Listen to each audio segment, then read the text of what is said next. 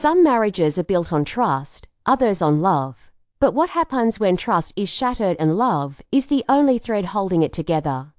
James always believed he was a good man, a husband who adored his wife, and a father who cherished his 3 children. For 7 years, he and Clara had built a life together, small but meaningful. They weren't wealthy, but they were happy, finding joy in the simple moments. Their 3 children, Max, 6, Emma, 4, and little Jake, just 2, were the heartbeat of their world. Their home was filled with laughter and the constant chaos that came with raising young children. Max, ever curious, often asked questions about how things worked, while Emma twirled around the house in her princess dress. Jake, with his chubby hands and bright giggle, was content chasing the family's golden retriever. Buddy, life wasn't perfect, but it was theirs, and it was enough, for at least it should have been. But James felt the weight of the life they'd built. Every unpaid bill, every sacrifice Clara made for the kids, and every late night spent calculating how to stretch their paycheck gnawed at him. He wanted more for them, more stability, more comfort, and fewer struggles. So, when an opportunity arose that could change everything, James jumped at it. A business deal had come his way, one so promising it seemed like an answer to his prayers. The catch, it was tied to Fiona. Fiona wasn't just anyone. She was a woman from James's past, a woman he once admired from afar. Back then, she was confident, captivating, and completely out of reach. Though he'd had a harmless crush on her, it faded with time, replaced by his love for Clara. But now, years later, Fiona was back, and this time, she wasn't just a fleeting memory. She was a powerful gatekeeper, the one holding the keys to James's dreams. From the moment James stepped into her office, he sensed trouble. Fiona hadn't changed. She was still magnetic, still intimidating, but there was something else, an air of dominance, a predatory edge. Her words were laced with double meanings, her smiles too lingering. At first, James tried to keep things professional.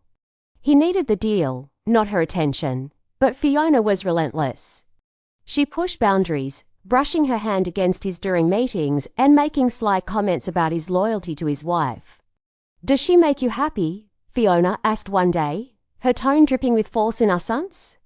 James deflected, pretending not to notice her advances. But with every meeting, every interaction, Fiona grew bolder. The turning point came when she invited him to dinner. "It's strictly business," she had said, her voice smooth and persuasive. James knew better. He knew it wasn't just dinner. But desperation has a way of clouding judgment. The bills were piling up, and Clara had just mentioned how Max needed new school supplies. So, against his better judgment, James agreed. That night, Fiona didn't waste time. Over dinner, she laid her terms on the table. "One night," she said, her voice low, her gaze piercing. "Just one night, and the deal is yours." James's stomach churned. He wanted to walk away, to tell her no. But the weight of his family's struggles pressed on his chest like a boulder. Against every moral fiber in his body, he agreed. Clara, meanwhile, had begun to notice the changes in her husband. He was distant, distracted, and always seemed to have an excuse for coming home late. She tried to talk to him, but he brushed her off, claiming work was demanding. One evening, as James showered, Clara noticed his phone buzzing on the nightstand. She wasn't one to invade his privacy, but something in her gut told her to look. Hesitantly, she picked up the phone and unlocked it. Her heart stopped. The message on the screen read, "Looking forward to tonight. Don't keep me waiting." Clara's hands trembled as she read the message over and over, hoping she was misunderstanding. But deep down, she knew. Tears welled in her eyes, but she didn't confront James. Instead, she decided to see for herself. The next evening, she followed him, keeping her distance. She trailed his car to a hotel on the outskirts of town. She parked and sat in her car, watching as James walked into the lobby. Her heart pounded, every nerve in her body screaming for her to turn back, but she couldn't. Summoning every ounce of courage, Clara followed him inside. When she reached the room, she hesitated for a moment, her hand hovering over the doorknob. Taking a deep breath, she pushed the door open. What she saw would haunt her forever. James was there, along with Fiona and 2 other women. The air in the room was thick with guilt and shame. Fiona's smug smile vanished the moment she saw Clara standing in the doorway. James froze, his face pale as the blood drained from his body. Clara didn't say a word. She didn't need to.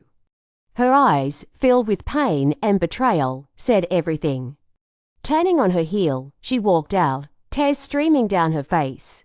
Back at home, Clara locked herself in the bedroom. For days, she barely spoke, barely ate. She moved through the house like a ghost, her world shattered.